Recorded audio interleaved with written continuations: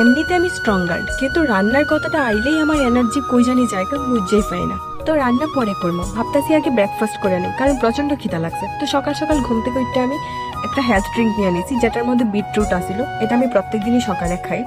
এরপর ব্রেকফাস্টে আমি কি বানাবো বুঝতে পারতেছি না। রোজ রোজ বাইরের থেকে তেলে ভাজা না খাইয়া রুমে সাদা মাটা কিছু একটা খাওয়াই ভালো। তাই আমি বানাইছি আটার রুটি আর লাল চা।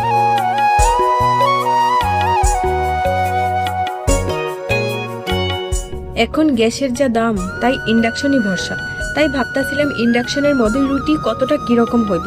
তো দেখলাম বেশ ভালোই হয়েছে। বাড়িতে মারে দেখতাম গ্যাস শেষ হইলে পরে চুলার মধ্যে রান্না করতো, কিন্তু এখানে তো আর চুলার কোনো অপশন নাই, তাই ইন্ডাকশনই ভরসা।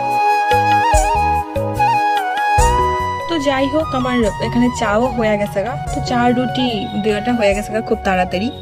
এরপর আমি ব্রেকফাস্ট করতেছিলাম আর ভাবতেছিলাম আর কি কি কাজ বাকি আছে, কি কি করতে লাগবে আমার এরপরে।